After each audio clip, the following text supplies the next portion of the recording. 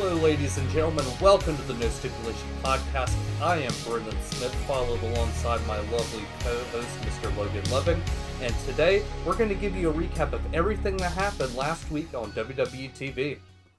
You really think you're slick with the lovely and loving thing, aren't you, Brendan? Oh, I keep doing it because, man, until you change that last name, it's still going to be on the show, my friend. Yeah, I'll take my wife's last name if I ever do find her. But yeah, we got you covered from last Friday, last Smackdown before the Royal Rumble, all the way to NXT this previous Tuesday. That's how we do things here at No Stipulation. And Brendan, let's get us started with Smackdown, huh? All right, so Smackdown last week, it was the go-home show before the Royal Rumble, and they advertised that the first hour of Smackdown would be commercial-free. Am I correct? I do believe so. I never really like when they say it's commercial free because then that means they're not doing any matches during those segments. Like before the Raw after Mania, they said the first hour was commercial free and 40 minutes of it was Cody Rhodes talking. Yeah, exactly.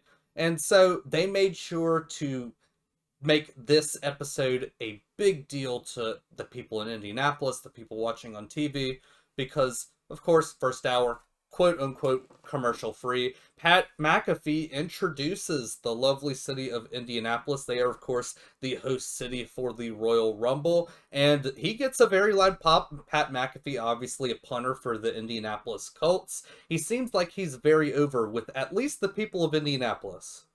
Like Pat's over with most of wrestling because he's I don't want to say this in a mean way, but wrestling fans remind me are very similar to NASCAR fans, in which there's a certain demographic you expect out of a wrestling fan. Oh, I understand what you mean. I haven't really bumped into any NASCAR fans, except for one. We're going to keep his government name a secret, unlike some of our other friends that we've been shouting out on the podcast.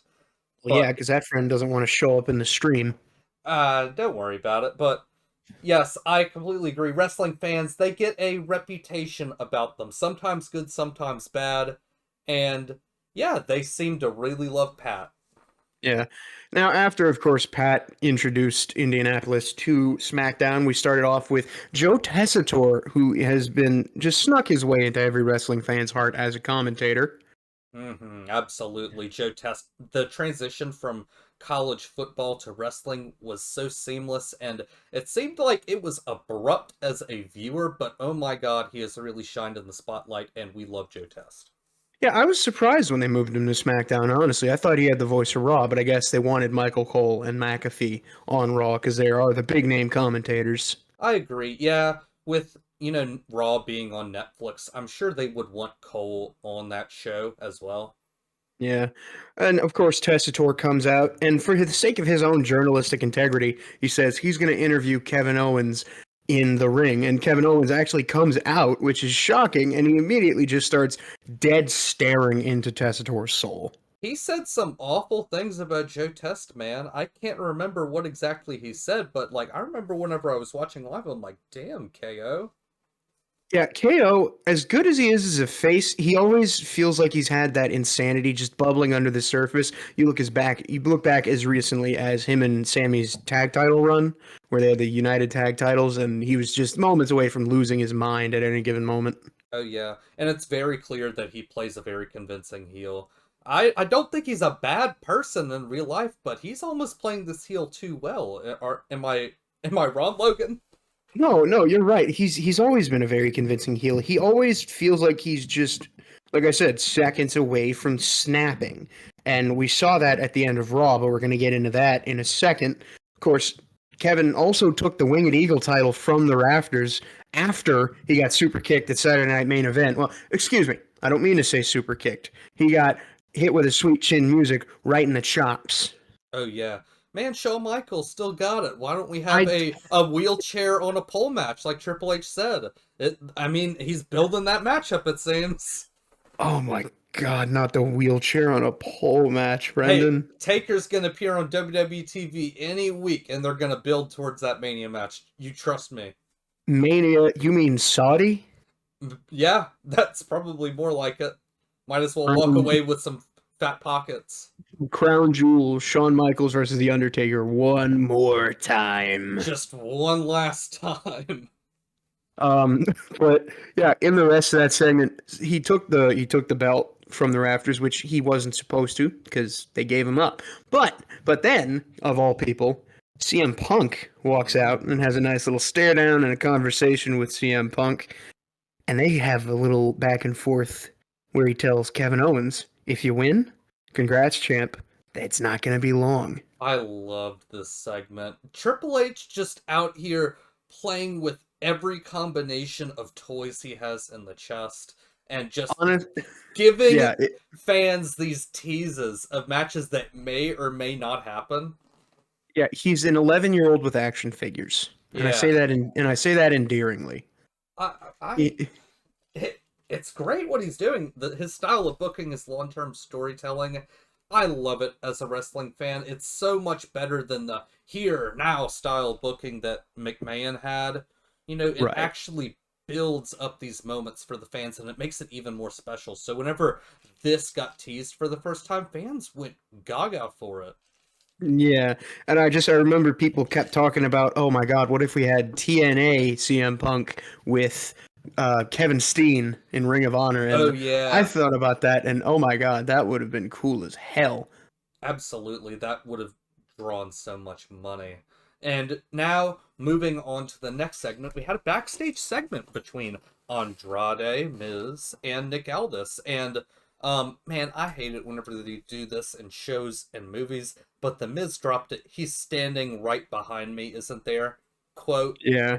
I absolutely hate it, but it somehow worked coming from the Miz, if that made sense.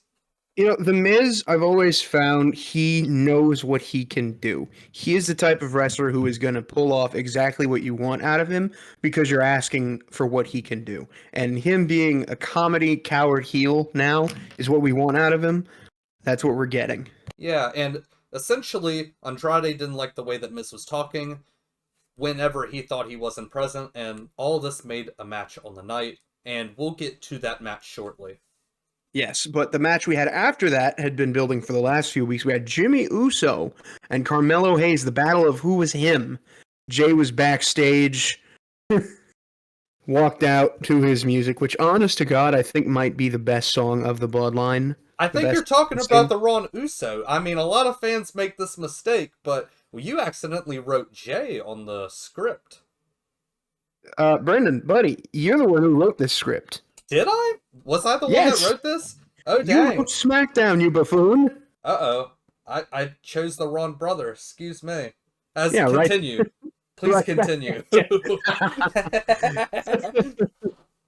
Oh man! And then we had Mello come out and do his thing on the mic. He dissed Tyrese Halliburton because they were in Indianapolis and the Pacers had a game actually on Saturday. Tyrese Halliburton. A lot of people were wondering, could he have been in the Rumble? He wasn't. Thank God. For probably they had a game that day, so I don't think it would have made sense. Oh yeah, Um, it's probably not in his contract. no, when they had that segment in Madison Square Garden with him and Brunson, oh my God, I wanted them to swing so bad. Same here, man. We need to see that matchup again. Next time we have a venue in one of those places, we need to get a sequel to that. Definitely, definitely.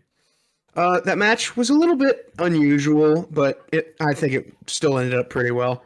Yeah, I noticed that there was a little thing after the match that there was this weird 3 count that happened in the match. It seemed like a very anticlimactic way to end the contest between Jimmy and Carmelo, and Hmm. he seemed very upset about himself after the match as well. This could be just selling, obviously, but I think there might be some sort of merit that we're not looking at here.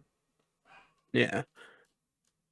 But And moving on to the next segment, we had the Rumble by the Rumble numbers. by the numbers. Now, I don't necessarily remember a whole lot of things that happened in this video. I believe it was Kathy Kelly that was narrating this, right? I I don't remember. believe it was either Jackie Redmond or it was Kathy Kelly. It might have actually been Jackie, but some of the things that I remember from that is Bailey's Iron Woman record of 1 hour and 4 minutes inside the Rumble match last year, Give or and take. Bianca Belair's cumulative time spent in the Rumble, which I believe is somewhere around 5 hours. 3 hours. 3 hours, excuse me, I overshot it. But Well, it's yeah, it's very great to see that they're keeping track of these stats for the women just as much as they're keeping track of the stats for the men, because this is something that fans like to talk about. I mean, look at us. We're just talking about a promo segment that they did about the Rumble that is purely about the stats involved in the match. right. And especially when you talk about the women's division, I don't think we're too far from an era of WWE where the women's division is objectively better than the men's. Exactly, and you might see something into our next segment whenever we talk about the Rumble. There, it might be closer than you think. After that, we had Chelsea Green, Miss President Green, Oh, backstage interview. you can't see it, but I'm putting my hand over my heart. Respect our president, Brendan. Mm-hmm. Salute her. She deserves it. We had Michin, who just beat the tar out of Chelsea with a kendo stick last week. But tonight, we had her last chance for the U.S. title. They talked that this was Mishin's 7th singles title match. Now, I'm assuming a lot of those are the world title matches, both for the Raw and SmackDown brand, right, Logan? Say that again. I'm assuming a lot of those are for the world titles of the Raw and SmackDown brand in previous years. Yes, she had a couple, I believe, matches with Nia Jax over 2024 for the women's title.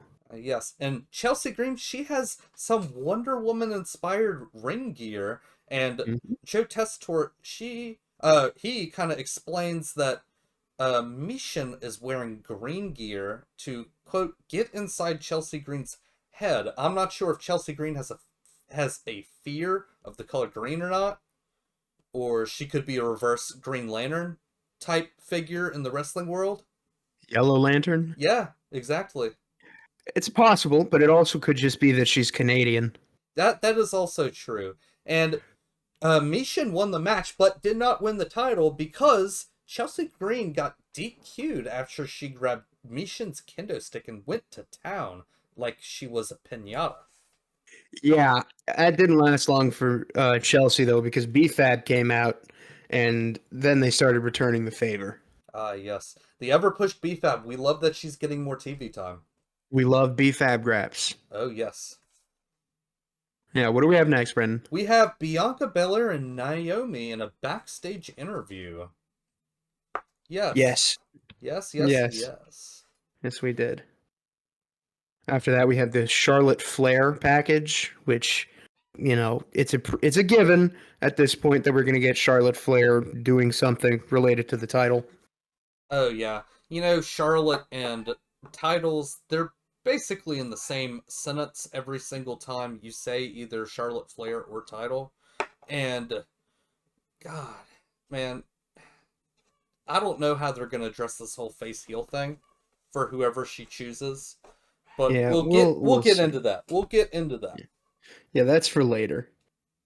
After that, we had Damian Priest come out, cut a promo. Jacob came out and cut a promo as well, saying they were both from the streets, but that Jacob was in the box, that he was chained away like a rabid dog, which, when you talk about the Samoan werewolf, he definitely gives off, I bit people as a kid. Mm-hmm. Oh, yeah, he was definitely that kid in kindergarten that bit children. Yeah, they fought. LA Knight came out. Not Tongaloa, excuse me. Tomatonga came out, and then we had a match booked between them and Damien and LA Knight that night in the main event. Yes, a very good main event, may I Mm-hmm. add, that we will get into. After Yes, that, indeed. we had the Motor City Machine Guns and Los Santos in a backstage promo. I think they're Los Garza. Oh, Los Garza, excuse me. Yes. And of course, this leads up to the 8-man tag match that they would have on the night between DIY and Pretty Deadly and Yes. Los Garza and the Motor City Machine Guns. Yes, they could never make me hate Pretty Deadly at all. I love Yes. I love them so much. I They're so love fun. I I love need that. that they changed the frame rate for the cameras and it looks like they're in slow motion. I think that's an amazing touch for their entrance. Yeah, the direction of WWE, like the television direction, has been so impressive since Kevin Dunn left. Yeah. By the way, the director is Lee Fitting. He Really fitting. used to be a director on College Game Day. Yeah, that tracks. But yeah, then we had the match between Pretty Deadly DIY, Los Garza, and Motor City Machine Guns, where I believe it was Los Garza who actually walked away in the middle of the match. And it looked like we were going to have Pretty Deadly and DIY steal a win. But then the ever reliable kick your teammate in the face strategy did not pay off for DIY when Ciampa kicked Elton Prince right in the face. Oh, yeah. And it looked like Pretty Deadly was pretty peeved off from the fact that DIY had, booted Elton Prince in the face and essentially just said, screw y'all, we're going to win this match ourselves. Yeah. They got a lot of merit behind this because, Pretty Deadly, they put their eggs in the DIY basket. They thought they were going to get a feature title opportunity, and they're pissed off with DIY. As they should be. They've been using them as patsies. Yeah. And Apollo Crews kept warning them. That's where we keep seeing him backstage. Apollo Crews, I believe it was week before last, actually stole a win against Johnny Gargano. Can you believe that? Yeah. Man, we need more Apollo minutes. Yeah, I love the people for the most part that don't get a lot of minutes, because when you do get minutes, you really appreciate it. He's definitely one of the people in WWE that maximizes their minutes. Yeah, he doesn't get a lot of them, but when he does, he makes it count. Exactly. We, of course, had to get our celebrity appearances in, and joining Pat McAfee on the desk, not the commentary desk, but the big, they called it the Finkel position, I believe, on Saturday night's main event. And Yes. It was Tyrese Halliburton joining the desk, the two-time All-Star, had a game the next night against the Atlanta Hawks, and he kind of chimes in, talks about how excited he is for the Royal Rumble, and he teases an in-ring appearance in the future. And honestly, that would be impressive to see, because who was the last, well, I guess Logan Paul technically was the last celebrity to join WWE, but not more recently, but I guess more specifically, I'm talking about Bad Bunny. Yes. Who's like the big superstar who just decides, hey, I'm going to wrestle. And then, of course, you have in WCW Dennis Rodman and Karl Malone wrestling each other. And who was it in Scream that won the title that all but killed that company? Oh, it was David Arquette. Yes, David Arquette advertising a wrestling movie, Bloodsport, I think is what it was called. It was Ready to Rumble. Ready to Rumble. Advertising. It was a wrestling movie too. Yeah, and then David Arquette said it himself. He was like, "That was stupid," because it was incredibly stupid, and it pretty much finished the company off. Yeah. If it was dying, that pulled the plug. Exactly. But shout out to David Arquette. He actually had a wrestling match quite recently, a death match. A death match. I don't know about quite recently, but he definitely came back and put on a show. Oh yeah. He talked to TMZ after, and he's like, I don't want to do that ever again. Nobody wants to do death matches more than once. Honestly, I don't think death matches are worth much of anything except shock value. I mean, blood is a very valuable thing in pro wrestling. Whenever you see it, it can accelerate a story, and I feel like to be gushing it on an everyday basis doesn't make sense to an audience that's wanting stories. And mainly it's just people that want to see violence, which of course, a hardcore wrestling has its detractors and supporters. I'm not going to claim which side of the fence that I'm on. I overall see, promotions like GCW and ECW have been very successful over the years, but at the same time, I like the wrestling that I'm watching now.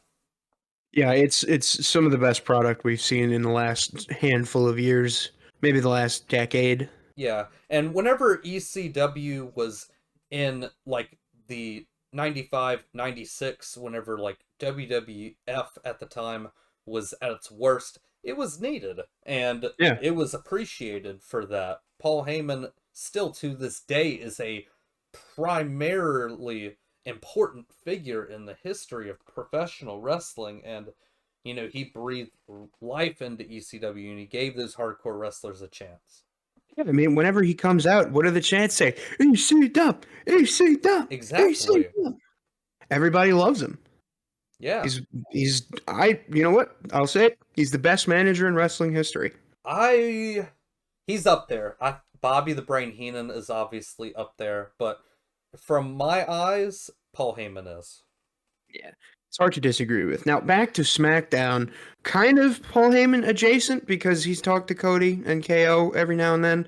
But we had a package for the Cody Rhodes, Kevin Owens ladder match that was going to happen at the Royal Rumble, which was expected to be epic and definitely delivered. Yes, thank goodness it was a video package and not a package pile driver like previous weeks. And future weeks if when we get there. Yes, we will talk about that. After that, we had a match between Naomi and Liv Morgan. Yes, Naomi and Liv Morgan. Liv Morgan having kind of a tag thing with Raquel Rodriguez in recent weeks. And of course, Naomi is the women's tag team champion with Bianca Belair. So I believe Liv picked up this win. Am I correct? I believe she did, yes. Yes, so Liv Morgan picks up a very important win against Naomi, and I'm sure that could mean big implications for those tag titles. Yep, especially considering I think a couple weeks ago they won a tag match against them.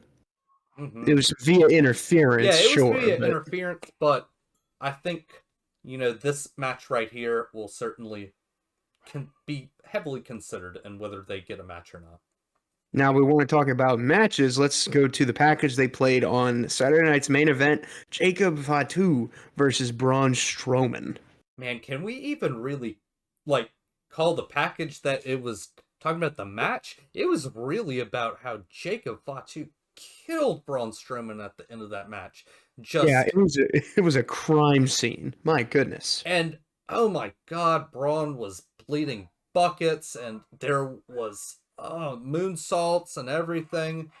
Yeah, I don't even know what they call that move when the Samoans run and throw their butt into the corner. I don't necessarily know the move, but I know in recent You know what years, I'm talking about. I know exactly what you're talking about, and Jimmy and Jay have been using it a lot. Solo's been using it a lot. Yeah. But he used it to pretty much break the face of Braun Strowman. Speaking of breaking pieces of faces, Miz and Andrade. Man, Andrade's got that spinning back discus elbow that finished the match. I love it. And his finisher is technically the double moonsault, but it should be this spinning back elbow. It definitely should, and I think the Miz might have been chewing gum to get that tooth effect. Either that or he had his tooth legitimately spit out. We haven't heard anything from the dirt sheets, which you kind of got to take and leave a bit from, but we didn't get a social media picture from the Miz with a missing tooth either. So I think this was gum. Yeah, I mean, there's plenty of things they do to get that effect. He might have just hawked a loogie for all we know. Yeah, exactly. Yeah, and then we move on. There was another backstage segment. Damian Priest was looking with LA Knight, and then Santos Escobar comes up and chats up Damian. Mm-hmm. He kind of seems to want Damian to team up a little bit. Damian being Puerto Rican, of course, and Triple H loving mixing these ethnicities of certain tag teams together with, the LWO. We kind of have to have all the luchadors together with Triple H's mindset. Well, not all the luchadors, thankfully. Yeah, thankfully not all the luchadors. Thank God for Penta.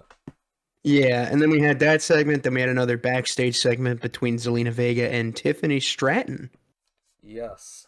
Zelina, she is now on SmackDown, and yes. I think she will be a permanent fixture in the mid-card title scene for SmackDown. I think she can be a contender to take the U.S. title off of Chelsea in due time. Yes, for certain. For certain. That's definitely possible.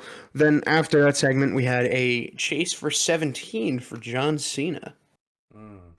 Man, I fell for this package hook, line, and sinker. I thought, oh, there might be a chance that Cena could win the Rumble, but as we'll see, we'll talk about it. Yes, and speaking of talking, Tiffany Stratton had an interview in the ring Uh, with, who was it, Byron Saxton? I believe it was Byron. Yeah, because she came out, she said it didn't matter who won the Rumble, she was going to take care of business, and take a flying guess who came out and jumped her. It was Candice and Nia. They jumped her. Yes, and Nia Jax gunning for, honestly, it's hard to tell what title she would have gone for even if she won the Rumble, but I think that's part of Triple H's you don't know what I'm going to do plan. Exactly. Nia, she's been over both brands. You know, she obviously had the match with Rhea at Saturday night's Mhm. main event. It seems like she's kind of double dipping with both brands. Yeah, we've seen a lot of double dipping with the women superstars mainly, but Yeah. some of the men have been a little all over the place. Okay, after that, we had the main event for SmackDown. It was LA Knight and Damian Priest versus the Bloodline, and the spot to end the match was a pop-up Samoan drop and moonsault to Damian Priest. And I believe he attacked him after the match as well. Oh, he definitely attacked him. The spot I remember the most from it is Tama Tonga going for that sliding clothesline, but Priest sitting up like the Oh, Undertaker, yes, I grabbing love him that by the spot. throat, and just straight up for the south of heaven. And shout out to Lee Fitting, who was the director for this episode. He did an amazing job executing the camera angles for this as well. Mhm. Definitely. It was a really good episode of SmackDown. Ever since they moved to 3 hours, I was a little bit worried that they weren't going to have time to, they weren't going to be able to stretch everything and make it work. But Yeah, they figured it out. they really have, and man, especially with the introduction of the women's mid card title, you know, this 3 hours really does help. Yeah, it gives them that extra half hour to work with, which we see in a lot of backstage segments. But I think once they really get their feet under them, we're gonna get even better shows. All right, and you with SmackDown ending and that being the go home show, what event do we have, Mr. Loving? Well, we're going home. We're going right across the street from the Pacers Stadium where they had SmackDown to Indianapolis, the Colts Stadium for the Royal Rumble PLE. We're going to get it started with the women's Rumble match. We had Io Sky and Liv Morgan both put in Iron Women performances from the 1 and 2 spot. They both lasted over an hour in the match. Man, and I think were the perfect candidates to basically be the Iron Women of this match as well. Yes, Io and Liv have had quite a few interactions since Liv won the title and Io went to Raw, and I've loved every second of it because Liv gets a lot of flack for how she's been booked because she is such a talented wrestler She when she's really given the is. opportunity. And she took that women's title and she ran with it during her time with it since SummerSlam. Just absolutely phenomenal. Yeah, honestly, I was a little bit disappointed by her feud with Rhea because it got repetitive at the end. But now Rhea has the title and lives on to bigger and better things. I agree. Now, of course, we can't talk about the Women's Royal Rumble without talking about all of the NXT women who showed up. Lash Legend, Stephanie Vaquer, Jada Parker, Julia, Roxanne Perez from NXT. The women's division in NXT might be, and I say this with no amount of humor in my voice, it might be the best division, not just the women's division, the best division in all of wrestling. I mean, I'd have to agree. I mean, I see full-length matches uploaded to YouTube with these women, and the fact that they sent so many women from NXT compared to the men, I mean, Trick didn't get in the Rumble. Ethan Page didn't get in the Rumble. It it just speaks volumes to how good this women's division truly is. Yes, and then we go back to the SmackDown women's division. BFAB got a little bit of shine. She was eliminated first, but we like seeing her get her shine anyway. Exactly. BFAB Graps will be tolerated here. And then another person who had limited time but made it matter, Maxine Dupree. I've been a Maxine fan since I started watching wrestling because obviously, partially because she looks great all the time, but she's also she gets the job done. She convinces me that she's doing what she wants to do. Exactly. Whenever you're in a faction like Alpha Academy, it's important to go all in with your character, and you can really see on television every single week that Maxine is all in with her character. Yes. Now, when we talk about being all in with your characters, we can't ignore Pure Fusion Collective, who had Boo! three Boo! three total spots in the Rumble, took up a third of the Rumble, and individually, I personally think they're great wrestlers individually, but the faction just hasn't worked. PFC took up a total of 1/10 of the Royal Rumble match, Mr. Loving. I cannot stand this faction. It seemed like they were thrown together at random. They've just been doing diddly squat since, what, like, how many months ago? Like, are they even on television anymore? Yeah, they're still on television, Brennan. Just pay attention. Man, I can't stand these girls. I love them individually, but together, man, you're not Yeah, convincing me that you're a dominant force. yeah, it just hasn't worked as a group, honestly. And you were very happy when they all got eliminated in one fell swoop. Yes, I love that spot. Something else that made us really happy was Jordan Grace entering at number 19, which she said that she was hosting her mother's birthday, which nobody believed her, but also we didn't want to call her on that because why would someone lie about hosting their mother's birthday? And yet, She was there. Yep. first thing she does when she comes out, she got an amazing pop. I read that they're going to send her to NXT, which I don't really understand, but I'm going to trust the process because she has everything it takes to be a superstar in this division. You saw what she gave Piper Niven, a Death Valley driver. Mm-hmm. She got pumped. I mean, if they are ultimately sending her down to NXT, you can never have too much of a good thing, am I right? You're right. Even though the women's division in NXT is so stacked that it feels bloated almost. Man. Yeah, I'm definitely going to have to start watching NXT more. I told you, man, you got to get into it. We're gonna.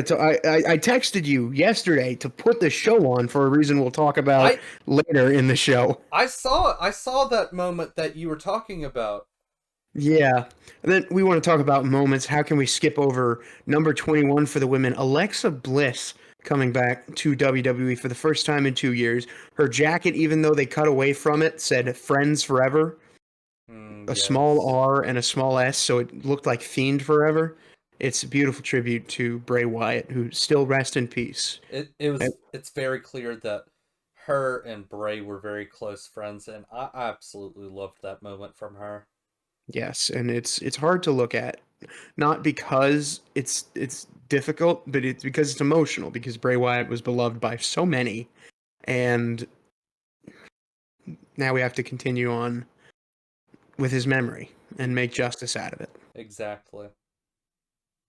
Now, moving on to the next thing, we had Natalya enter. She and Liv Morgan are the only two women to compete in all, I think, 7 or 8 women's rumbles. Yeah, they hid the fact that Natalya was the other woman to compete in the Rumble because they hadn't called her number yet. And so whenever Liv came out to the match, they said, Liv Morgan, the only woman to compete in every women's Rumble. And then whenever Natalya came out, they were like, oh, joining Liv Morgan, the only woman to compete in every women's Rumble.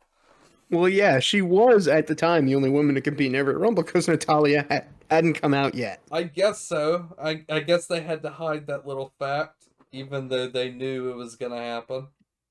Yeah, I mean, it's a trick of production. Yeah. Now, we want to talk about something that we knew was going to happen. Charlotte Flair entered, I believe, at 26? It was 27. The lucky number 27, which the most Royal Rumble winners have been produced from number 27. Shocking. Yeah, I know, not 30. Yeah, now we want to talk about shocking. We didn't have any Becky Lynch or Jade Cargill appearance at the Rumble. I think the Jade Cargill thing has to come down to injury, and of course Becky and Seth having a child. She's obviously taking care of the child. Plus, she has Hollywood aspirations too. She got recently signed to a Star Trek production. Yeah, and I'm very happy for her. I don't know why I was expecting her to come back already. It seemed like everybody was hyping Becky to come back, and it made sense. She had been gone for a while, but whenever Becky's ready to come back, we'll welcome her with open arms. We're Oh, not going to absolutely. force her on anything, which also I want to address the AJ Lee thing as well, Yeah. because so many fans were expecting AJ Lee to come out, and it seems like she has kind of like the same rocky relationship that CM Punk once had with WWE. She obviously has hurt her neck in the past wrestling, and Hmm. her future in wrestling was put in question. Some workout videos of her working made fans a little more optimistic that she would return in the future, but it's been really radio silence about whether she would come back into the ring, and it seems like every single year fans hype up AJ Lee, AJ Lee, AJ Lee. If she doesn't want to wrestle, if she doesn't want to work, if she doesn't want to come back to WWE, we shouldn't force anything on her at all. If she doesn't want to come back, that's fine. She's taking care of Larry at home. Yeah. Larry. That might be the ugliest dog I've ever seen. And man, to any of I'm glad you said dog, because if anybody assumed that CM Punk and AJ Lee had a child, I sure hope they wouldn't name it Larry. Yeah, that would be interesting. Speaking of, well, kind of back on Jade Cargill, that story needs to get done with already. Yes, absolutely. I've honestly stopped caring about the Who Done It storyline. Right. They need to wrap this up. Right. Like this, if Jade Cargill's actually hurt, fine.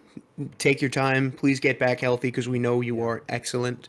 But if she's healthy and we're not doing anything with this story, why? I know that they did the same thing with the Who Ran Over Stone Cold angle, but it turned out to be frickin' Rikishi.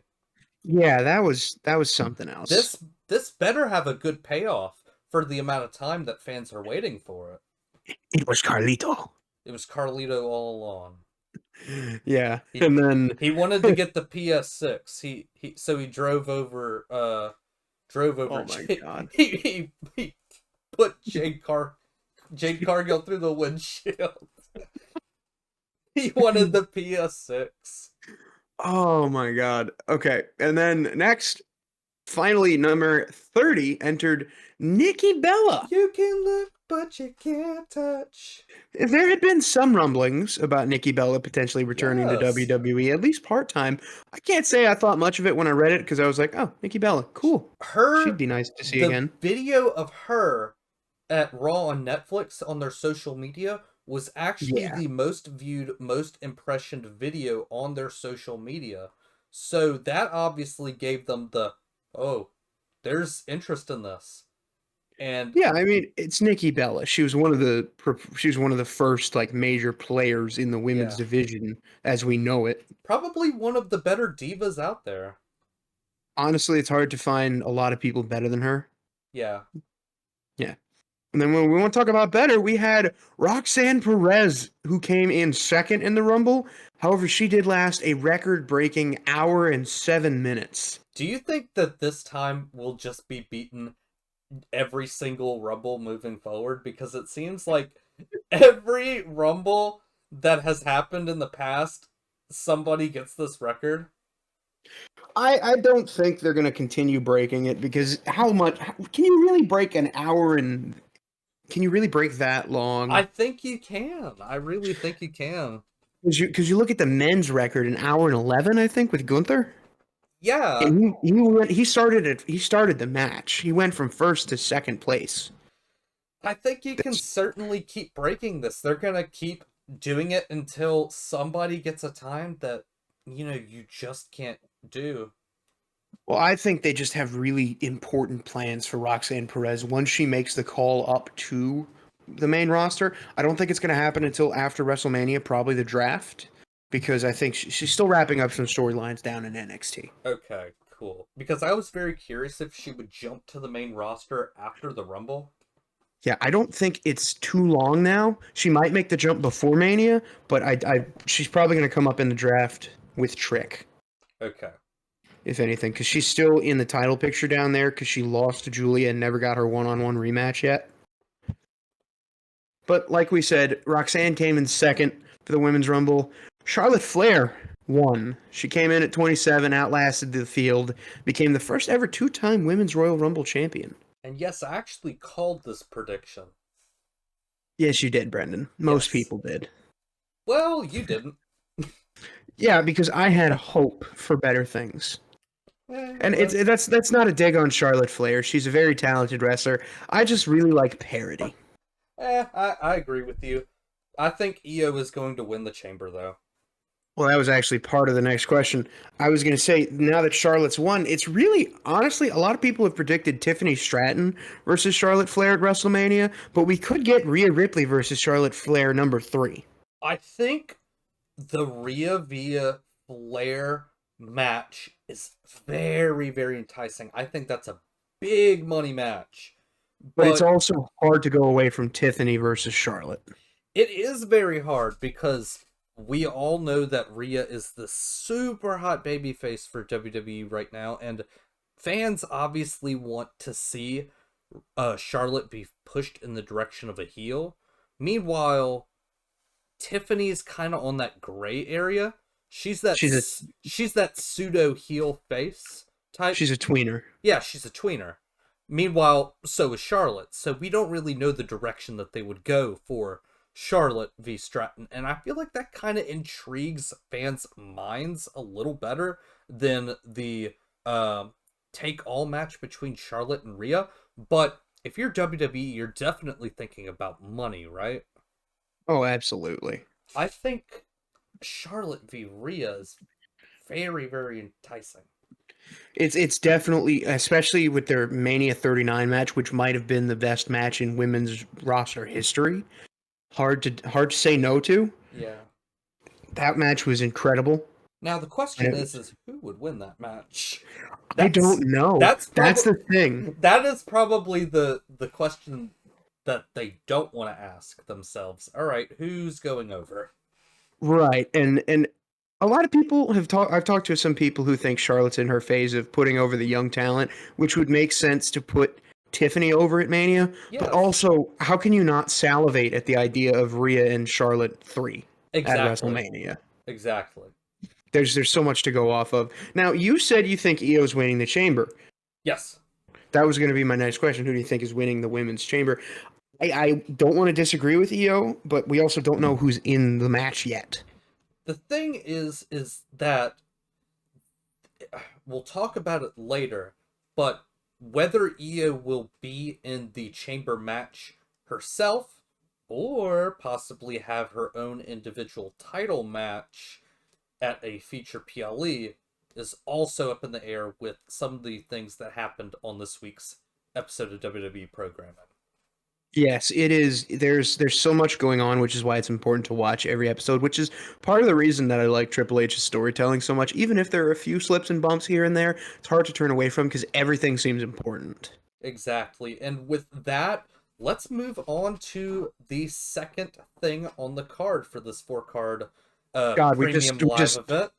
We just spent like 20 minutes talking about the Women's Rumble alone. I mean, it was filled to the brim with moments. Oh, absolutely. Women's Rumble, we kind of teased this a little bit. I don't think it's a question that the Women's Rumble was better than the men's. Oh, yes, absolutely. The women's was hands down better than the men's this year.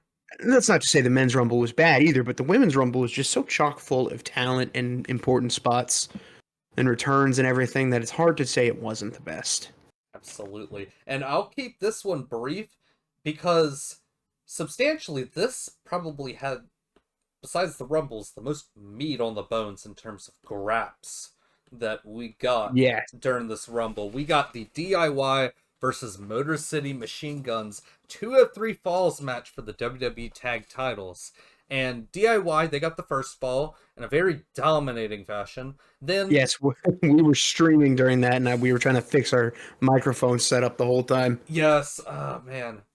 I'm glad that we got this audio thing fixed because you said you sounded robotic, and I went back and I listened to it. I'm like, oh my god, it is really bad. Yeah, and you sounded fine, which is why I told you the settings were the problem. Yeah, I guess I fixed my OBS settings. The bitrate, the audio bitrate, I believe was the problem. I changed it from what 160 to 320. Yeah, I don't know enough about the microphones to know if that means much of anything. Just know that I did something to maybe fix the issue. Thankfully. All right, and so the second falls had the Motor City Machine Guns win with the Skull and Bones, and then after that, the Street Profits returned for the first time since they were attacked. Profits? Hold on, excuse me, somebody's outside my door making noise, but Oh no. yeah, the Street Profits, they returned for the first time since they attacked DIY months back, but they costed the Motor City Machine Guns with crutches. Yeah, that was weird to see because DIY, as we're led to believe, DIY did jump the Street Profits and get that match that got them the titles where they turned heel. But to see them cost Motor City Machine Guns, I guess it's one of those like you're not beating them, we are kind of things. Yeah, I think it was also a move by Triple H to have that other connection between the tag teams in SmackDown, Yeah. because it seems like every team hates each other, and so for the Street Profits to also attack the Machine Guns makes sense whenever you're building up to that multi-man tag match in the future. Yeah, and then we saw DIY did retain because is 2 out of 3 falls no DQ? I don't think it is. They didn't seem to want to use any chairs or anything, but I believe they had distraction from the referees. Probably something like that, but DIY retained, and then afterwards, Angelo Dawkins and Montez Ford, who honestly, I need them to just come back and hoop because they just destroyed DIY with their crutches after that match. They did. It was hilarious because DIY thought they got away scot-free, and Yeah. Ciampa, I believe, got hit with the crutches first, and then you see Gargano. He looked at Ciampa, hit his eyes, he immediately sold, and then he got hit with the crutches. Yeah, it was a beautiful thing to see. I missed the Street Profits. Oh yeah, absolutely. Same here, man. I miss the Street Profits. Yeah, and that was actually the first time the tag title, any tag title, has been defended on a premium live event since the Judgment Day. Well, actually, excuse me, not the first time because they kind of defended them at the Rumble with the ladder match, but not really. Yes, and there has yet to be the tag titles changing hands at a Royal Rumble PLE since 2001, when the Dudley Boys beat Edge and Christian for the tag titles. Yes, I was watching that match last night, and I was looking through all the Dudleys, Hardys, and Edge and Christian ladder table matches. My God, that was beautiful wrestling. Man, you gotta love those multi-man ladder matches, which hopefully we get more in the future with what they're building on SmackDown. Now, when we talk about ladder matches, Brendan, and we talk about the Royal Rumble, that's actually a perfect segue into our next segment, the absolute banger between Cody Rhodes and Kevin Owens for the WWE title. Man. Oh, 5 stars. 5 stars. Give them everything. Give them the world. Yeah, Kevin Owens, for as good of a wrestler he is, for as gruesome as some of his moves are, he is such a safe wrestler to work with. He truly is. He really is. Yeah, you don't see a lot of news come out of people being like, "Oh, KO got me hurt, this, that, these, and those." Even with the insane bumps that happened in this match, yeah, Cody's banged up a little bit, but it doesn't seem like he's hurt enough to have to relinquish the title. He's banged up because he went through a ladder match. Yeah, exactly. Yeah, and I'm just talking about this. I have this in the script. It says Kevin Owens is just about insane enough to do some of these spots, and it's true because Cody is equally as insane as the champion for doing this stuff. I feel like WWE has to talk down Cody from doing some absolutely insane spots.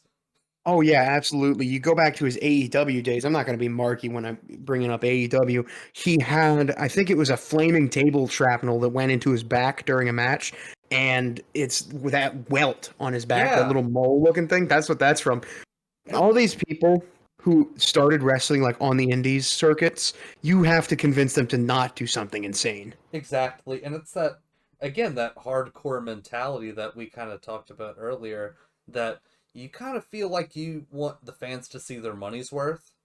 Yeah. That's why Darby Allin from AEW, he's one of my favorite wrestlers. I really hope he ends up being okay later in life because he does some nutty stuff. Yeah. you kind of see that in like somebody like back in like '08 Jeff Hardy. He did Oh yeah, everything to get the fans' attention, and man, he was more over than Obama at that time. Jesus Christ. He, It's hard to say you're wrong. But when we talk about crazy spots, this match was chock full of them. You saw Cody go through the side support of the ladder to start off, like early in the match. oh yeah, I winced whenever I saw that. Oh yeah, this match was full of us wincing. You had Kevin get a back body drop onto the top of the ladder, laying down, and everything clinched. It was gnarly. It was gnarly, man.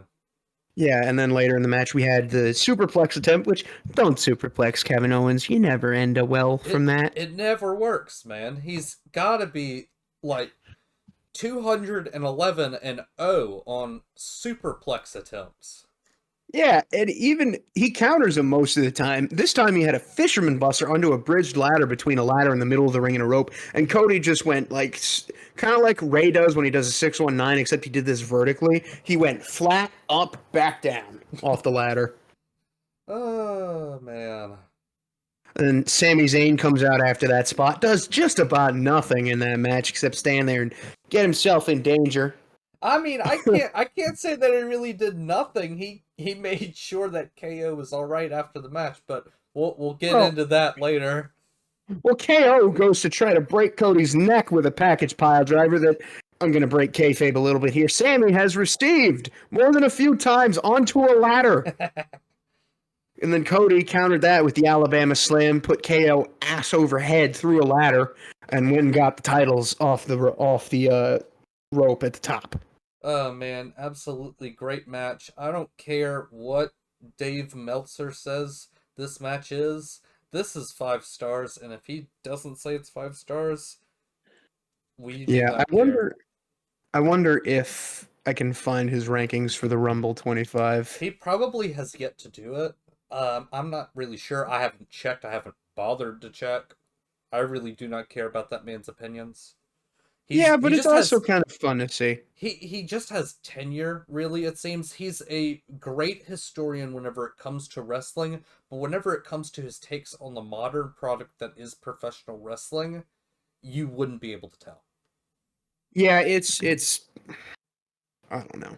Let's stop talking about him, huh? Yeah, well, we can punch up a little bit. Yeah, a little bit. Well, when we talk about Cody getting the belts off the, I don't even know what to call it, the clasp at the top, it Yeah, brings some question marks of could we potentially see a new WWE title belt now? I know Cody is pushing for it. I would personally love to see a new title belt, but if it doesn't happen, it's not going to be the end of the world because I like the title, like the big gold WWE logo with diamonds and everything. It looks like a grand prize that would be won by a WWE superstar. Yeah, I miss Big Gold, even though I didn't get to see much of it. Yeah. And of course, after that, we have the men's Royal Rumble match. Ray and Penta start off. No LWO for Penta, thank goodness gracious. Right. Penta, of course, himself lasted 42 minutes in the match, which was the longest part, which was the longest performance of the men's Royal Rumble, which is part of the reason I say the women's Royal Rumble is better, but not the main reason. Yes, and Logan, can you take a guess as to who was the first person eliminated in the match?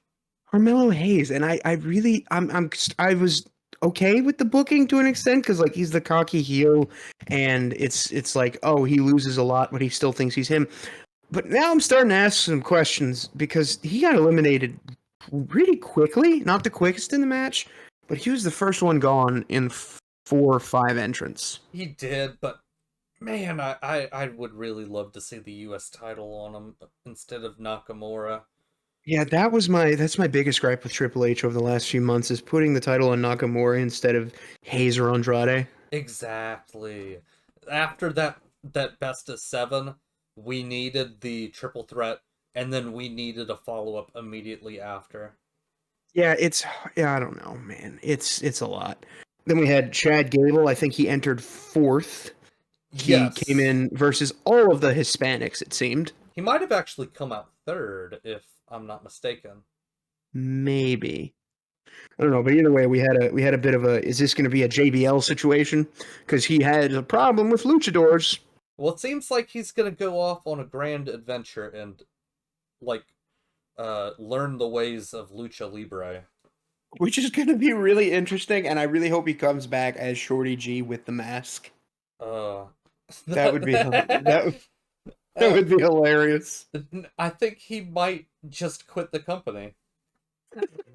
If I had to guess.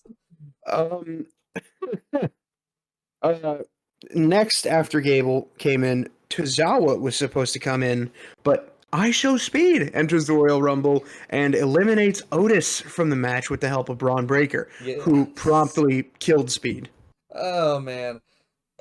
We talked about how Nikki Bella was the most viral clip of Raw on Netflix. He got a This million likes on a post. this was by far the most viral thing that happened during the Rumble.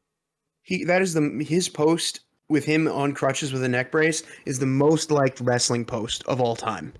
Man. You love how WWE is bringing in these online influencers to put eyes on the product, and Speed getting absolutely annihilated by Braun Breaker. It just works for some reason. Yeah, he's a really athletic kid, and like I don't think it would have worked the same if it was Kai Cenat in there. Yeah, But exactly. Speed going in, doing a backflip, the crowd knowing what to do with the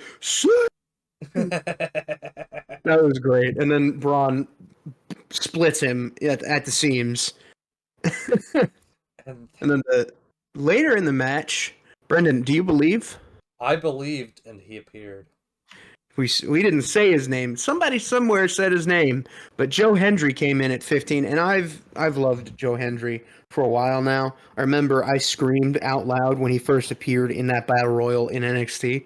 I was so happy, and then he got thrown out in like 15 seconds. Oh yeah. And TNA, they see him as a big part of their future. They put the TNA championship on him just a couple weeks ago. And man, the future looks very bright for Joe Hendry. Yes, but it didn't look quite as immediately bright though because Roman Reigns came out at 16, eliminated Joe pretty much right away, along with three other dudes, and he tied Jacob Fatu for the lead in eliminations with 4 in Uh that match. yeah. Speaking of Fatu, Braun Strowman returned and eliminated him. Yes, and then real quick, I forgot to say this during the Women's Rumble, but Nia Jax now holds the record for career eliminations in the Royal Rumble for women. Good for her. Good for Nia. Yes. Yeah, Nia's second run has been so great for her, and I'm really happy to see it. Yes. Follow us on Twitter, Nia. Please do. I would love to have Nia Jax follow us on Twitter. Bro, That would make my Bronson day. Reed, Nia, and Drew. We need them to follow us. Yes, if those three follow us, we'd die of They happiness. could be our only 3 followers, and I would be happy. Exactly. Now, we want to get back to the Rumble. Solo Sikoa has not appeared since early January, where he came back to SmackDown after losing the Ulafala. Mm-mm-mm. He came back, was supposed to have a talk segment, but he left. And we haven't seen him since then. Speaking of the bloodline, we had Jay Uso come out at number 20, yeeting all over the place, as Pat McAfee said. Mm-mm-mm. We need to retire that phrase immediately. Somebody who doesn't need to retire, AJ Styles, enters at 21 with his old theme. Thank the God. Thank the Lord above that he came back with his old theme and not, they don't want none. Oh, I hate it whenever they start off a theme with just a phrase to lead into it. Charlotte Flair. Role model. Oh, A oh, O hail the Queen. M I All rise. The D Naomi. I Y. We are. Naomi's theme isn't bad, but they need to get Do rid they of have to the spelling. spell it out? Do they have to spell out her frickin' name every single time she comes out? It's so slow too. It is! It's like 15 seconds! It's ridiculous. But I was going to point this out. I noticed this. 21 has been a pretty popular spot to return at. You had Edge return in 2020. You had AJ Styles and Alexa Bliss both return at 21 in this match. I did not know that. That might be a number that we have to look out for in the future. Maybe so, but then we talk about we were thinking the Men's Rumble was going a little slow because it kind of was. They It they did. were getting They the picked up as soon as they went halfway through. yes, because then we got Jay, AJ, Punk, Cena, Rollins all in really quick succession. Oh yeah. They had their stare down pretty quickly. Cena lost his mind laughing when Rollins' music hit. It was essentially a 15-man Royal Rumble. Yeah, a lot of eliminations early in that match, which is something I had a bit of a gripe with. Yeah. Then we had coming out at number 30, Logan Paul. Yuck. Yuck, yuck, yuck. And kind of adjacent to Logan Paul, we had Drew McIntyre. Some news leaked out, although Drew has said, if you didn't hear it from him, don't believe anything, that he had a problem with potentially LA Knight for trying to get his moves in when somebody else was supposed to be eliminated. Yeah. If it's not coming from Drew himself, I don't believe it. And you shouldn't trust a lot of things from the dirt sheets. Right. I think it was a very well organized spot, and Drew just sold it with his reaction, and that made everybody wonder, what happened here? Yeah, it's definitely an interesting thing to see. What else was interesting was that Seth Rollins and Roman Reigns, of course, had their moment in the middle of the ring, talking about the history, talking about the future, talking about the past, talking about the present, whatever else. And then Roman tries to eliminate Seth, but CM Punk comes up and dumps them both. Yeah. And then Logan Paul came right behind him and eliminated CM Punk, which pissed so many people off. You heard me. My mom actually fussed me for the words that I said once that moment happened. I was looking at the clip, Brennan. You actually blew your mic out. I did. My mic beat so bad. You didn't hear it, but we saw it. I just went "Ah!" during something like that. And then after all three of those men had been eliminated, we saw Seth Rollins just 2-foot stomp right into Roman's face. it was the most hateful thing that Seth could have done. It felt like it felt so genuine in the hatred of like, I want you to die. He wanted to kill him. Yeah, and then you had Paul Heyman screaming, "You've gotta kill him on the floor! Are you kidding me?" And it looked like Seth was gonna murder Paul. Yeah, and he flipped him off and then gave Roman a stomp on the stairs. And we'll talk about Roman and his availability later, but do you think we're possibly going to get a WrestleMania triple threat? I read somewhere that it's the plan going forward, but I don't trust it. But it'd be hard. I mean, obviously, all three wrestlers have their own stories with one another. Roman, Seth, Roman, Punk, Ooh. Seth, Punk. Let me cook. Fatal four-way. Drew? Yes. I can imagine it, but I also want all four men to have their own storylines. That is true, but every single member of that match hates another person involved. I think they all hate two of them. I think it makes sense. I think Drew hates all three. Oh, yeah. And, God, it's like a hate isosceles triangle. It really is. It's great to see, because we needed some good old-fashioned hating back in wrestling. Some good old-fashioned hate. Yeah, and that's what we got out of CM Punk and Drew McIntyre. Feud of the year, by the way, without question. Then, of course, we move on from that. John Cena eliminated Logan Paul, and then John and Jey Uso went back and forth on the apron, and just when it looked like John Cena had it, Jey Uso won the Royal Rumble. And you could see it in his reaction. I'm not sure if this was in the script or not, but you could see his reaction if you watch it back. He literally said, like, "Oh, shit. Oh, shit." And he started kicking his feet like it just set in for him that he had won the Royal Rumble. Now, we both kind of had visceral reactions to this when it happened. I was shocked. You were shocked. You were a little upset. I was concerned more than anything, but I'm definitely back on board more than I was in the moment. I am back on board. I think a star should be rewarded if they are over.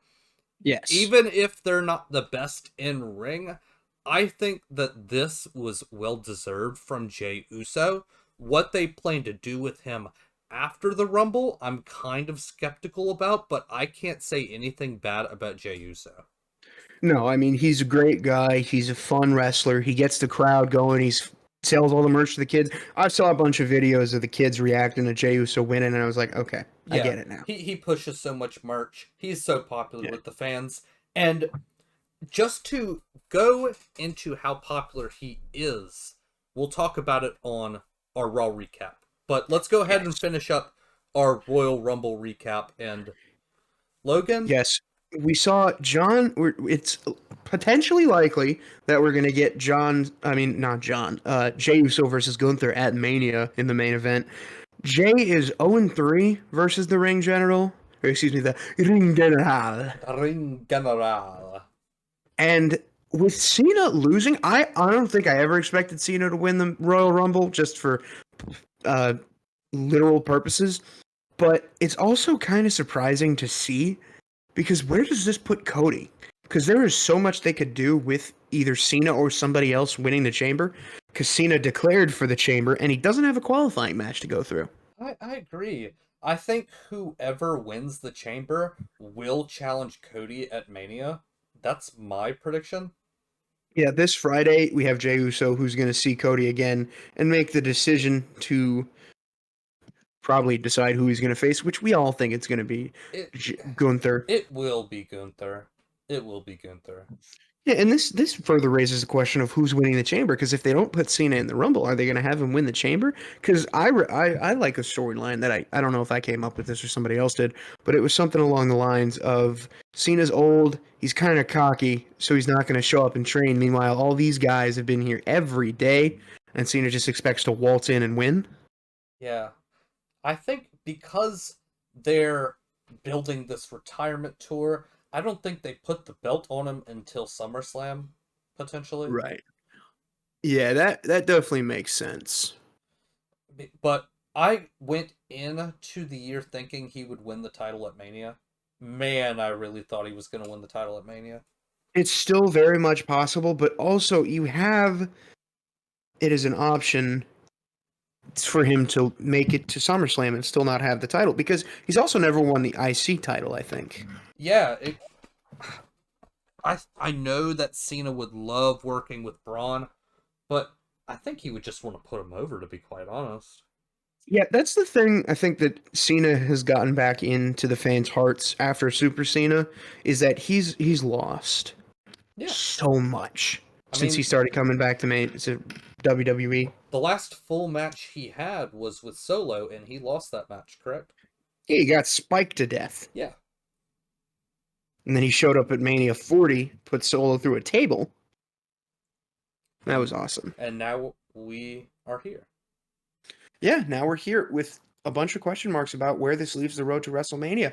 But we're going to get back onto the road to WrestleMania because, Brendan, next up, Monday Night Raw. Yes, Monday Night Raw live on Netflix in Cleveland, Ohio. The last time WWE was in Cleveland was, of course, for SummerSlam 2024 in August. And this is, of course, the first Raw following Royal Rumble 2025, which was very polarizing in the fans of the internet wrestling community. But with the first segment, we'll see how they were all wrong. And so on this show, we have some of the advertised matches here. Sami Zayn versus CM Punk in an Elimination Chamber qualifying match. Io Sky versus Liv Morgan in a qualifying match. And Jey Uso and Charlotte Flair will address the WWE Universe following their Royal Rumble wins. Yes, and we started off with Jey Uso entering. They kept singing his song even after. They kept yelling, "You deserve it, encore, encore." The crowd kept singing his song after it went over, and you could see this wasn't Jey Uso, this was Josh Fatu reacting to these fans. And that was one of the things that got me back on board with this decision even before he said a word, because you just see it. It's a man living his dreams. How could I be upset with this? Exactly. And we don't know how Road to WrestleMania is going to go. We don't know how WrestleMania is going to go. We don't know how anything after this is going to go. That's the fun thing about wrestling, because it goes year round and it doesn't stop. It doesn't. These wrestlers have no off season, and the road to WrestleMania, it's getting closer and closer every single day. Well, it is the road to WrestleMania. Yeah. No, like it's actively the road to WrestleMania. Oh, sorry. But yeah, Jey, we saw tears break from his eyes, and that, I don't know, that definitely wasn't planned, but you could see the crowd loving him, the crowd rooting for him, cheering for him. You saw it in his eyes that he had worked his entire life Yeah. for a moment like this. And the fact that he is so over too, they, man, Cleveland loved Jey Uso tonight. It was so much that they actually restarted his theme so that he could yeet with the fans some more. Yeah, we had Pat Yeet all over the place once again. He asked the camera guy, "Can we run it back? Can we run it back?" And And they ran it they back. did. Yeah, Jay is I won't quite compare him to Jeff Hardy levels of over, but he is over. He really is. You Yeah, love to see it. and then of course we had Gunther come out, interrupt him, says that beating Jay at WrestleMania does nothing for Gunther's legacy because Jay has everything to lose Yeah. and everything to gain. This just sets Jay up as that ultimate underdog to Gunther. And I think this is the narrative that they're really going to have to take for fans to buy into this match. Yeah, I mean, we saw kind of the last few years the underdog narrative has worked out in some people's favors. We saw it with Gunther at Mania 40, Sami Zayn dethroning him as the longest reigning Intercontinental title as an underdog. Yeah, and I think they're also going to take the narrative of like, "Oh, I'm this great in-ring wrestler. Meanwhile, you spam super kicks every week." Yeah, but we did see during the Rumble, Jay pulled out a poison Rana out of He absolutely did. nowhere. I I think have, he I is bet getting he's been better. working. Yeah, he's been working on his moveset in secret. Absolutely. My only thing with this story is why would you have him lose clean at Saturday night's main event? I think that Saturday night's main event is it's just unnecessary to have that match. You didn't Yeah, need to do it at all. if you were gonna have him lose, you probably should have had him lose via interference, so he has like Yeah. motivation. But you know what? I'm gonna let Triple H cook because this next segment we had definitely did. Oh, absolutely. It was Penta v Kaiser. Yes, Kaiser got eliminated by Penta 6 seconds into the Royal Rumble, and it was a beautiful thing to see. Oh man. I love So Ludwig. Very vertical, very muscular, very very attractive. very easy to look at. Yes. He's very symmetrical. Yes, Penta did win this match. I wouldn't say easily, but he won pretty handedly. He hit uh, Kaiser with the Penta Driver, and he won the match. Which I feel like the Penta Driver is going to be one of those finishers that just does not get kicked out of. Yeah, it's definitely going to be very protected within WWE programming over these next couple weeks and months. Yeah, absolutely. There's some moves that are still protected to this point. When we talk about finishers, yeah, there's a lot of issues with finishers being kicked out of too often or whatever else. But really, I like this kayfabe understanding of there's one guy who does the move better than everybody else. Oh yeah, absolutely. Like you look at Diamond Dallas Page. No one does the DDT like DDP. Yeah. There like some moves that are just synonymous with other wrestlers, and I think that's going to be the same here with Penta. Wait, that wasn't Diamond Dallas Page. That was Jake the Snakes. Excuse me. Yeah. Why did I think of DDP? Well, the Diamond Cutter still, But then you have the RKO. but DDP did it first. Yeah. But what I'm saying is, like, there are some moves that have been evolved into wrestling. Like this is a perfect example. Shawn Michaels, Sweet Chin Music. That move is so protected to this day. But then you have Jey Uso doing 16 super kicks a match, Yeah, and it seems less important. But I like the understanding of there's a master at each move. exactly. That's what you love about wrestling too, is the fact Yeah. that these are moves that we tried to pull each other out on the playground, even though we were told not to do it. We're like, Oh yeah. oh, the pedigree. Yeah. I definitely kicked my friend in the face, even though I didn't understand wrestling. I put my brother in the walls of Jericho and he cried. Well, yeah, because that actually hurts. Well, I didn't know that whenever I did it. What do you mean you didn't know that? Well, I thought, I see like the wrestlers like they're in submissions and they don't tap. Surely he won't tap. He tapped. Yeah. He But he tapped was all right. how old was he? God, I'm 3 years older than my brother, so So he was 20 now? no, it didn't happen last week. Well, no, I'm saying he's 20 now. Yes, he's 20 now. I want to say that we were really into wrestling in 2013, 2014. So I don't know. We were young. Let's just keep it at that. Yeah, let's start moving because we've been recording for like an hour and a half already. Yeah, we need to skim through the rest of this. We had a Yeah. backstage segment with Judgment Day. Last week, JD McDonough got hurt.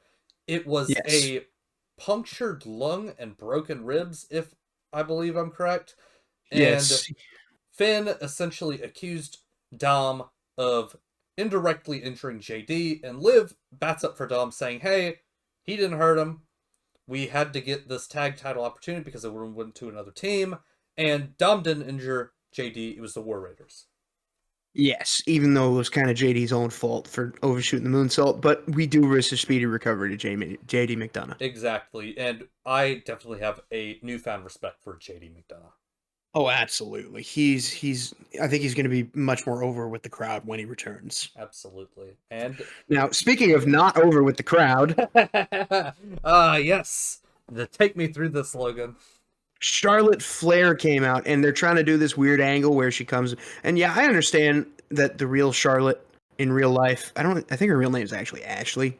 It is Ashley. But Ashley Flair herself had missed the crowd. But the crowd seems to understand what just about everybody else understands in the sense of she's ruthless.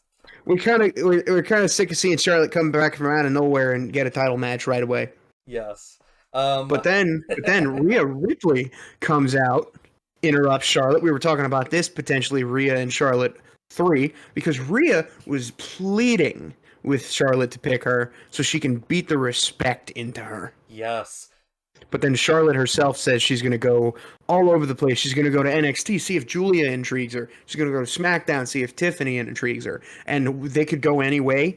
I don't think they're going to have her bury another NXT champion. Oh, man. If she goes to NXT and picks Julia, I'm going to cry. I'm going to... Yeah. What would that do to you? I would be disappointed. Definitely disappointed. But I also know that Triple H loves Julia. Yeah. Everybody loves Julia because she's awesome. Vince would do that. Triple H, no chance in hell he does that. Yeah. And then next segment we had Sami Zayn backstage with an interview. He hugged Jay. Jay apologized for hitting him in the face, as Sami had been doing for the better part of the last week. Poor Sami. Poor Sami. Karrion Kross comes up, the devil's advocate himself, and says, we don't have a problem, but we could. Yep. And Karrion Kross getting these minutes, maximizing his minutes. Yep. And we want to talk about having a problem. They redid the New Day's music. And Brendan, I know we saw the caption that said it was Jim Johnston, but it wasn't. That was the name of their old song. Oh, really? Yeah, I was thinking this was a Def Rebel. This was a Def Rebel production. Yes, I'm guessing that they had anticipated in captioning that it would be the old theme. Wrong. Yes, they were wrong. No, and then generic drum loop number 6. Yep. Speaking of generic, Logan Paul comes out in the middle of the match to distract Dragon Lee and Rey Mysterio, which Rey and Logan Paul have a qualifying match for the Chamber this coming Monday. Yes. Going into next week, we will discuss Rey Mysterio versus Logan Paul. I have a feeling that Logan is going to win that match. I'd be shocked if he didn't. Yeah. Even though Rey still super popular with the fans, sells merchandise like crazy, I don't think Rey is making it to Elimination Chamber, sadly. You never know. They still might have that last chance match that they seem to have pretty often. Yes. Then we had the next segment was Rhea and Io talking. Then Rhea walks away. We get the match teased of Rhea and Io at Mania, which is a lot of people's running theory for if Tiffy goes with Charlotte. Mm-hmm. Then Io is jumped by Liv Morgan. Rhea runs back to save her, but then she gets jumped by Raquel and gets sent over the crates. So that was that was a lot to deal with. Yes, after that backstage segment, we get news from Michael Cole that from Roman Reigns' camp, they're not going to share much information, but they will keep it simple in the fact that Roman is out for the foreseeable future. After that, Punk was interviewed by Kathy Kelly, and this is whenever I noticed that there was a lot of stuttering and glitching with the broadcast. Were you dealing with this problem too? I was dealing with this problem, and I was starting to wonder because I noticed it first during the Cross and Sammy segment, and I was like, "Is this an?" Why it's 6 to Raw? That's what I was thinking. No, I mean they're on SmackDown now. Which, by the way, I think Alexa Bliss is also going to SmackDown too. Yes, that is also true. Yes, and then after that, we had some matches for next week announced. We had Bayley and Lyra in an Elimination Chamber qualifying match, which Bayley has been working triple time lately. She has. She's been going down to NXT, SmackDown, Raw. She's been really working. Yeah, speaking of working, Liv and Io, you could see they were just tired. So very tired after spending over an hour each in the Royal Rumble on Saturday. But they still put out a really great match that did end in DQ because Rhea punched Liv in the face. Yeah. Man, we don't often see the DQ wins get involved whenever it comes to like these tournament style PLE advancement type matches. So to see a match like this happen as a result, it's a fresh feeling. Yeah, it is because you could see both Liv. This is one of the reasons I love Liv is she's such a good actress. You could see on her face when it was announced that she had won the match, she was like, "Oh my god, I won!" Exactly. And then she had that smug laugh And then you saw Rhea and Io have a moment in the ring where I translated it. Well, I didn't translate it. I got it translated. It was basically Io was like, "I could have gone to Mania. What are you doing?" Yeah. And it was Rhea apologizing, and that kind of teases them potentially having a match in the future, maybe at Elimination Chamber itself. That's what I was thinking. Maybe Rhea feels so bad, so she gives a title opportunity to Io. Yeah, now speaking of title opportunities, we have the War Raiders, the Raw Tag Champions, in a backstage interview. But here comes American Made, which Chad Gable says he's going off to learn the ways of Lucha. Lucha things. He says American Made should have the tag titles around their waist, and Ivy Nile should have the IC title around her waist. Also, it was announced that we have AJ Styles going to Raw, which I'm excited about. The dirt sheets were right about this. And then we had Seth Rollins come out to welcome Jey Uso. He pleaded with Jey Uso to come out to the ring. He was wearing his celebration outfit for Cowboy Carter winning Best Album at the Grammys. I thought he looked like Kid Rock.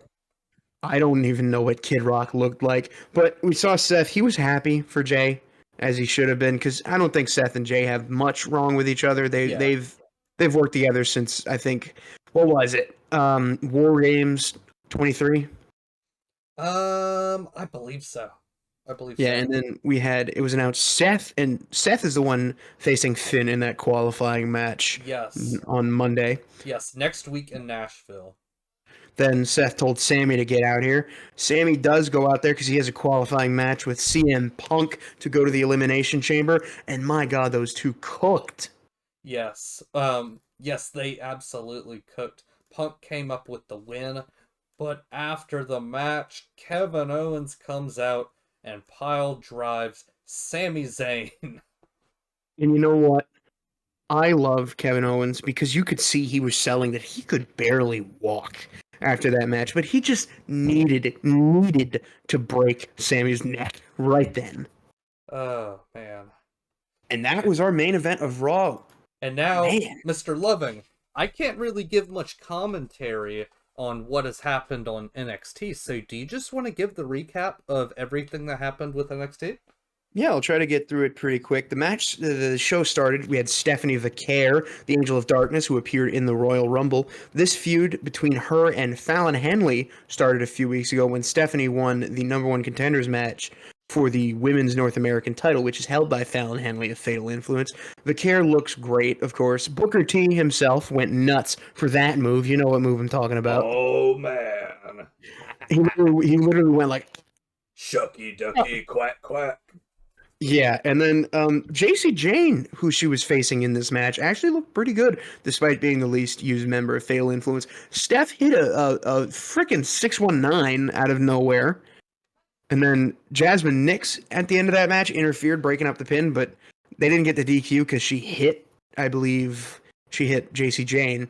But Steph busted her anyway, pinned Nix in front of Fallon Henley. Excuse me, she pinned JC Jane in front of Fallon Henley, and she has that North American title match at Vengeance Day on the 15th. Then backstage, we had Lash Legend, her first appearance after the Rumble.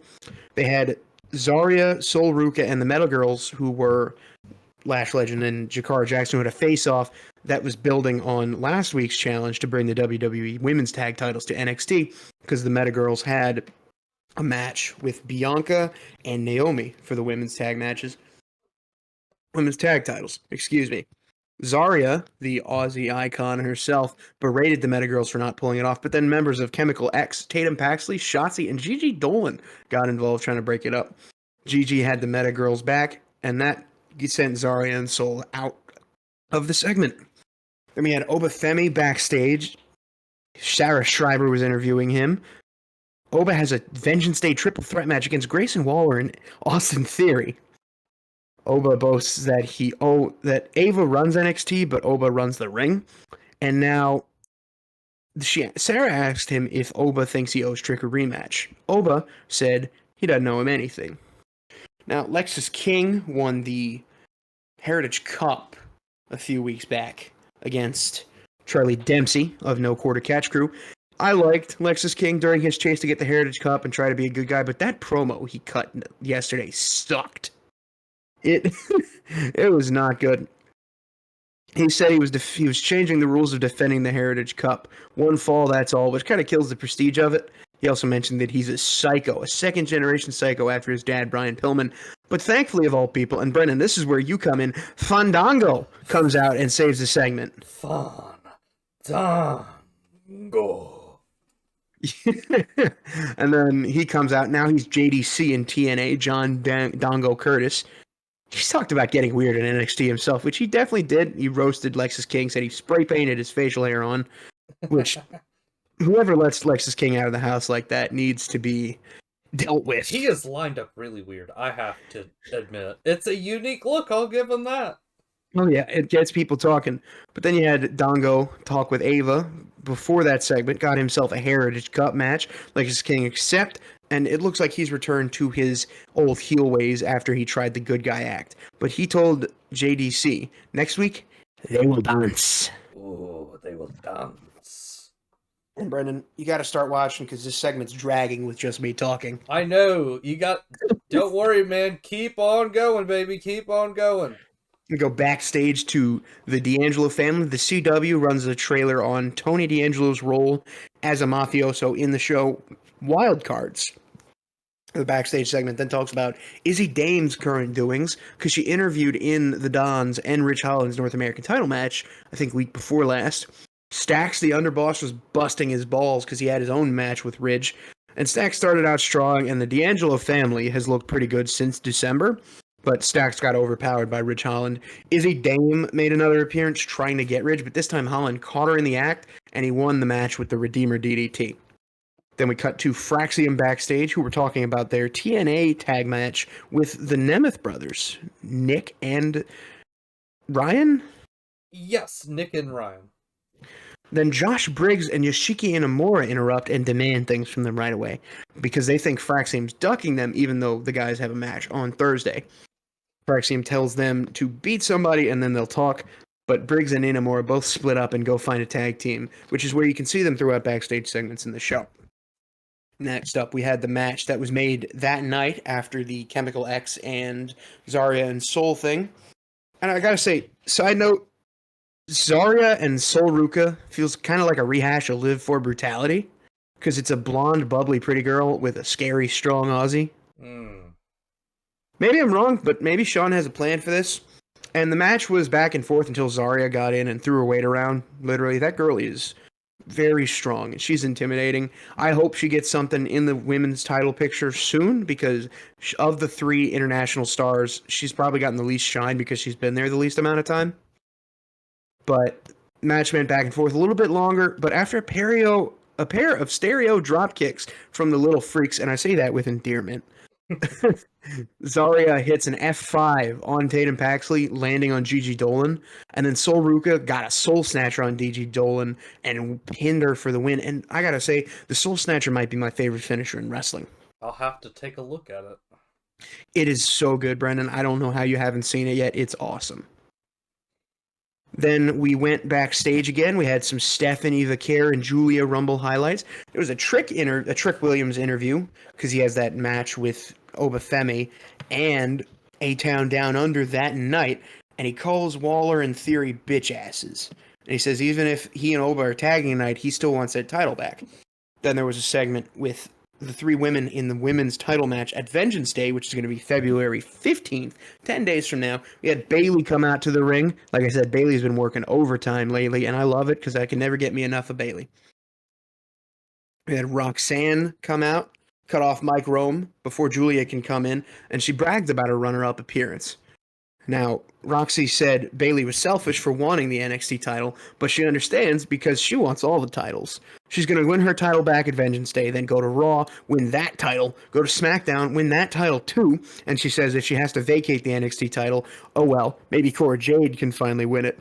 Their friendship has been on the ropes lately. And Bayley shut up Roxanne and said she knows Roxanne has no respect for what built NXT, like Bayley herself, who built one of the first rings that the brand used, which is impressive to think about that she's been in the business this long already. But then Julia came out, shut them both up, says she doesn't care because she'll beat whoever, and then Charlotte Flair's music hits, and she congratulates Roxanne on losing. Says she might challenge for the women's NXT title again since she last beat Rhea Ripley at WrestleMania. Then Cora Jade comes out, sneaks up, and starts wailing on Bayley and Julia with a kendo stick. Roxanne runs, and Charlotte watches in horror, maybe reconsidering messing with this women's division again. Oh yeah, she's not going to mess with NXT because the fans will mess her up for one. Well, that too, but also because the NXT is so dangerous. You go in that parking lot, you have a pretty good chance of dying. Which is more out of control, Raw's backstage or NXT's backstage? NXT's backstage. It's a high school. I gotcha. It is the high school hallways, and everybody hates each other. They're always fighting. We go backstage again. We have Javon Evans and Ethan Page. You remember a little while ago, I don't know if you saw this because you don't watch NXT, Brendan, but Ethan Page lost his smile, and he smiles a lot because he's all ego. Yes. But then he broke Javon's jaw, took his smile, and now they're doing this where Javon still has his jaw wired shut. Yes, and he talks like this. Yeah, pretty much. Ava tried to suspend Javon because the week before Javon came out and threw himself at Ethan after a match with Cedric Alexander. But Ethan wants a match at Vengeance Day, and Ava approves if and only if Evans is cleared. Which next we go to Izzy Dame and the D'Angelo family backstage. Still, Ridge comes out, demands another fair title shot. And Izzy Dame suggests a steel cage match, which kind of makes me wonder what her motivations are with this whole angle.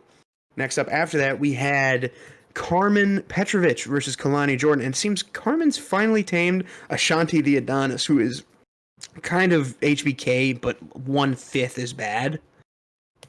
And Kalani could not care less. The match was really good, and I feel like Kalani, a lot of people called her the female Ricochet because she's so talented. She's like a gymnast out there, but her character work is rough, to say the least.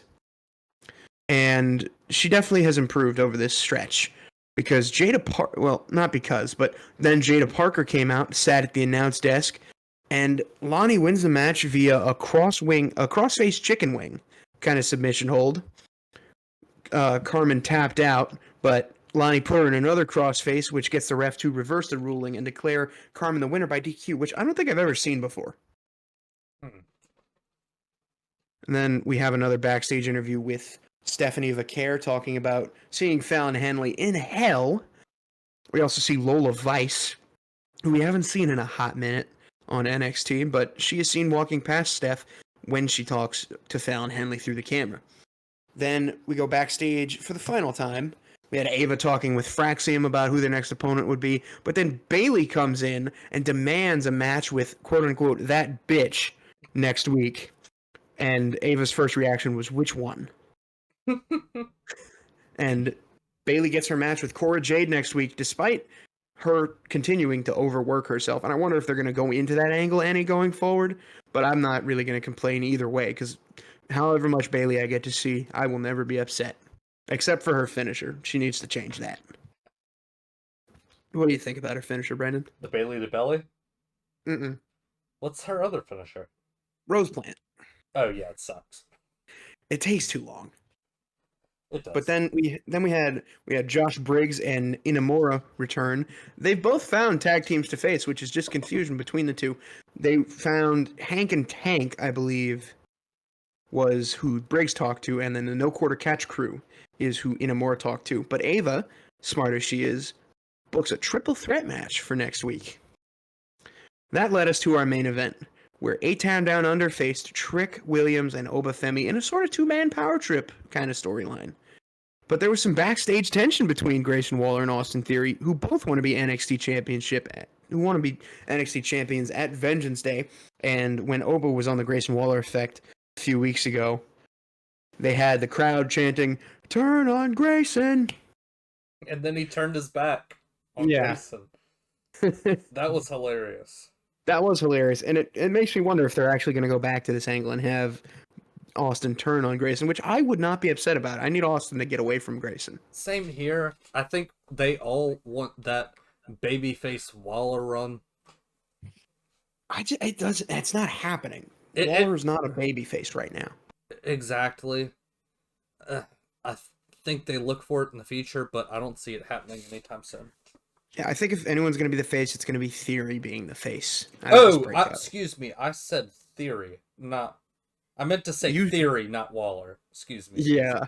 Yes, they're looking for the babyface Theory run. Yeah, because we've seen when Vince was pushing the hell out of Theory that Austin Theory can go in the ring. He's just been given limited to work with. Yeah. Then we had Trick enter the ring, but Oba Femi cut off Trick's usual entrance. And Trick tagged himself into the match right away and refused to tag Oba at most points, which is part of the problem they were having, because he handled Theory and Waller himself for the most time, but then Oba tagged himself in and body slammed both guys, but then Trick tagged himself back in, gets the ring cut in half on him, and the fight goes outside. But Trick hits an elbow drop off the ring barricade, gets the hot tag into Oba Femi, who goes nuts. He Samoan drops both Grayson Waller and Austin Theory at the same time and just running uppercuts into both corners. If you look it up, that dude was chugging. I do not want to see that. I don't think any person does. I mean, I shouldn't say I don't want to see it. I want to see that coming my way. Yeah, exactly. But then at the end of the match, Trick and Oba got the upper hand with some distractions, but then Eddie Thorpe came out. He's been in the NXT title picture for a few weeks, and he whipped Trick with a belt, which allowed Waller to hit his rolling pay dirt finisher for the win. And, you know, having a white man, actually, you kind of know what I'm going to say here, right? I'm not sure if I do. A trade just broke through in the NBA, and I'm staring that right now. Oh, God. It's a big one, too. Let's talk about that later. Holy crap, that is big. I know, but you were saying that's not what the podcast is about.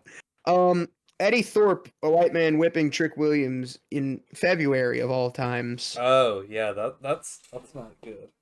I'm not trying to suggest anything about Sean, but that's definitely a weird decision to make here. Sean looked at that and he giggled. I disapprove Sean. I think he did it intentionally. But then to close the show, we got the color bars and the text Vengeance Day shown for the second week in a row. But this time, as the show goes off the air, 4 silhouetted men are shown, and there's a lot of rumblings because we don't know who those are. But it seems to me that there's going to be 4 new faces in NXT really soon. I do have to say that I'm glad that you called them color bars. I'm glad to see that you're still getting a quality education out of Southeastern Louisiana University as a TA. All right, Brendan. But just some things I wrote down here at the bottom to kind of some talking points to go on about. We had Drew apparently mad at LA Knight for that spot in the Rumble, which I really don't think is much of anything. I don't think so. Did Drew post anything on Twitter about He it? did. He He did did? not. He No, did he not? didn't. No. Okay. Yeah, there's nothing to it. Yeah. Then we had the potential. We talked about this a little bit, but the potential of a CM Punk, Roman Reigns, Seth Rollins triple threat at WrestleMania. Should be Fatal 4-Way. I will die on that hill. Or hear me out. We get 2 singles matches out of those 4. Ooh, I like that idea too. And then, of all things, we had Ryback defending CM Punk on Twitter. What was he defending him on Twitter for? Some guy called CM Punk old and said it was sad to watch that old sack of bones drag himself around. And then Ryback was like, "It's called selling, you feed me moron." Oh, yes, that's right. I remember that. That was Oh, so weird to see. I didn't And think something, Ryback would be going up to bat for CM Punk. hey, you never know anymore, man. I mean, I guess other than that one story about Ryback hurting CM Punk too many times, I guess they were cool. I suppose so. I mean, they are both professionals at the end of the day. I guess. Hard to say. Something else I saw. Some people are upset at John Cena for not having to have a qualifying match. They're mostly upset at him not appearing on WWE TV, even though he was promised a full retirement tour. He's been filming a movie in Budapest. Yes, I understand that. John Cena, obviously, he's a very, very busy man, and he likes to be very transparent with the fans about his availability. I feel like he's being as transparent as he can. I feel like fans should understand that, he's got a film schedule, all that in Budapest. Yeah. But I mean, I'm sure we're going to get more wrestling out of him once he's done filming. if he does not get a single Raw or SmackDown televised match, I'd be then shocked. then I would be shocked, and then we should start worrying. Yeah, and my last talking point, which wasn't really anyone's fault, but I saw a picture of Jordan Grace and Natalya hugging at the Royal Rumble, but I also saw Shotzi in the background looking mopey because her spot in the Rumble had been changed because Alexa Bliss had made it. Oh, really? Yeah, and I feel really bad for her. I wish she had her spot, but I mean, I'm sure she's handling it better than I would. Yeah. Either that, or maybe it's coordinated by Perhaps. by WWE. Who knows? But Brendan, I mean, that's all we have for this episode, Yeah. isn't it? I believe you've covered all the bases, my friend. Yeah, that's been the last week in wrestling, really. It was a pretty busy week. It I'll was tell you a that. busy week, especially with the Royal Rumble. Yeah, We most don't. episodes will not be this long. Yes, I mean, for our inaugural episode, you kind of want it to be a little long, but It's what, an hour and a half? maybe I'll have to look at the allotted time whenever I finish. But no PLE for next week. Next week, Raw will be in Nashville, Tennessee.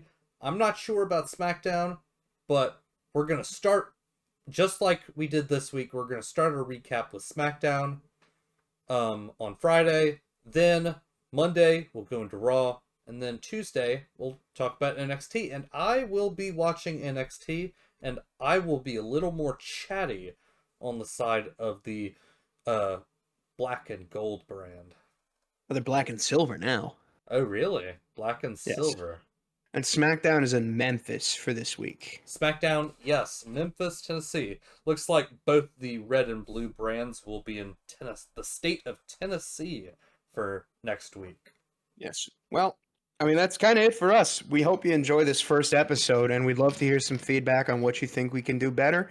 We'll hopefully have this episode up by Friday. Oh, yes, absolutely. We hope that you like and subscribe. Give us a thumbs up, and if you can, ring that notification bell to be alerted on future episodes and future videos. We have some ideas cooking about more types of videos that we can upload to this channel, and we hope that you can stay subscribed to see some of that content. Well, that's all for No Stipulations Podcast from me, Logan, and from my co-host, Brendan. We will see you next time.